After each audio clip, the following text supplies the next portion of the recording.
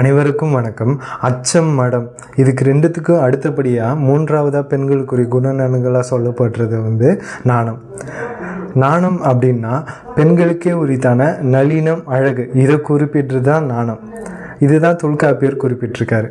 ஆனால் நம்ம மன்னன் இதுக்கு ஒரு விளக்கம் கொடுத்துருக்காரு. என்னென்னா, காதலனும் காதலியும் ஒன்றா நெருக்கமாக சேர்ந்து ஒன்றா இருக்கும்போது காதலன்கிட்ட காதலி வெக்கப்படுறாங்க. இதுதான் நாணமா.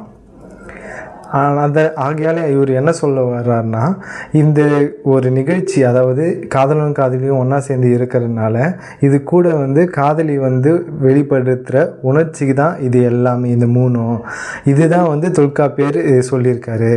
மற்றபடி இதுதான் பெண்களுக்குரிய குணநலன்கள் அப்படியெல்லாம் ஒன்றும் இல்லை அப்படின்னு சொல்லியிருக்காரு.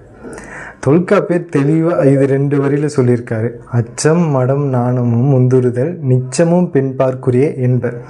இந்த மூணும் பெண்களுக்குரிய முதன்மை குணநலன்கள் அப்படின்னு தான் இந்த 2 வரியில் தொல்காப்பியர் குறிப்பிட்டிருக்காரு. ஆனால் நீங்கள் என்ன சொல்லியிருக்கீங்க? வரலாறில் என்ன இருக்குது அதை சரியாக சொல்கிறது தான் வரலாற்று ஆய்வாளர்.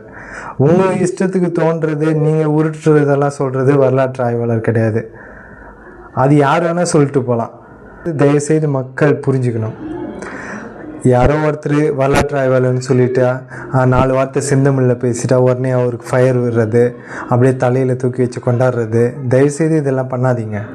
எப்பொருள் யார் யார் வாய் கேட்பினும் அப்பொருள் மெய்ப்பொருள் காண்பது அறிவு. நம்ம ஐயன் வள்ளுவன் சொன்னா போல் எது சரியானதுன்னு நீங்கள் தெரிஞ்சுக்குங்க. தமிழ் சரியாக படிங்க.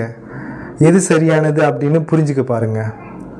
யாரோ ஒருத்தர் குட்டாத்தனமாக சொல்கிறத நம்பிட்டு அதை நம்பி நீங்கள் எல்லாம் அதுபடி நடந்துக்காதீங்க. நம்மளே புரிஞ்சுக்கணும். சரிங்களா?